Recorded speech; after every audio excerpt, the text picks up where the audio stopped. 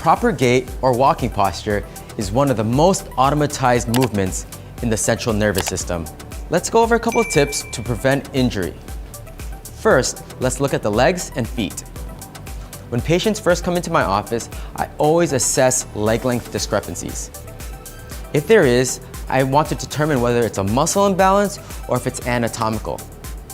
Next, I want to determine if their feet are pointed outwards or inwards. How you can tell is I want you to march in place.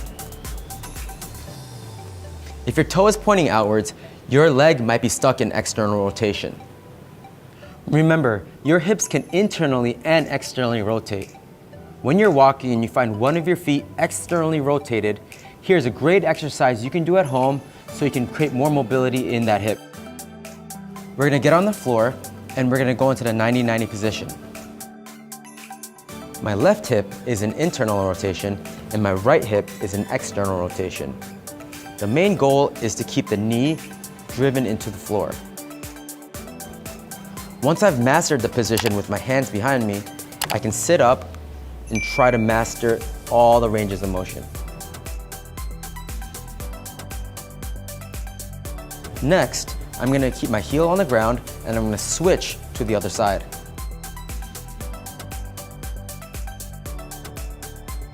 Again, when I'm more comfortable in this position, I'm gonna sit up and try to get more internal rotation of the right leg.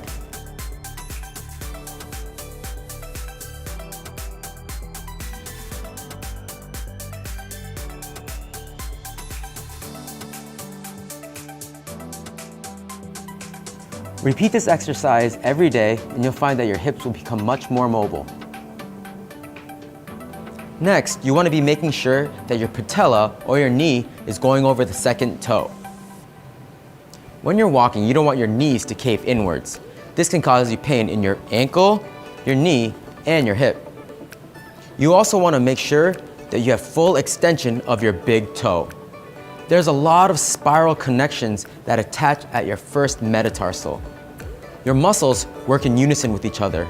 Let's call them chains. There's a deep chain that connects from the bottom of your foot all the way up through your body. Your muscles don't work individually. They all work in chains in unison with each other. They have a lot of spiral connections to your great toe. Therefore, you need to get good extension of it to get your whole body involved. Your hips, like your shoulders, are a ball and socket joint. This means that it's made for mobility. When you're sitting on your glutes all day, it's making your glutes tight. What we want to do is constantly move, making our hips nice and mobile. Coupled with the fact that there's a huge muscle that crosses this joint, makes it a huge proponent in movement. The hips transmit energy to the sacroiliac joint and the knees. When our glutes are inhibited, these become the driver of force. That's why we see a lot of people with low back pain and knee pain. The next thing I want to discuss is avoiding quad dominant behavior. If you're sitting at a desk for 8 hours a day, you're probably lifting your legs to propel yourself forward, like this.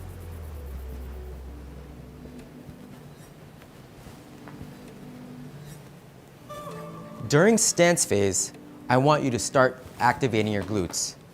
What this looks like is standing on one leg and propelling forward by pushing with your glute.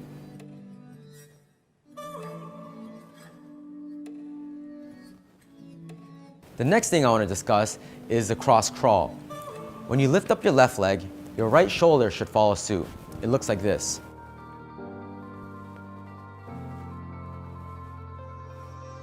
Really focus on extending your arms to provide good movement in your shoulders. Exaggerate both and make sure they're both symmetrical. If your arms lag behind your legs, you might have a weak core. That's why it's so important to have good core activation.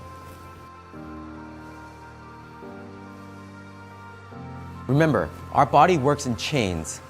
Really try to tie everything together to get our spiral line activated. Let's look at proper walking mechanics as an opportunity to create good mobility in our hips and our shoulders. We were born with the perfect ability to crawl, walk, and run. It's only when we assess other people's walking ability that we adopt them to ourselves and create dysfunction in our lives. When we learn bad movement patterns from the people around us, the danger is that we become misaligned. This could put us at risk for a number of injuries that we would have never known started from a faulty movement pattern.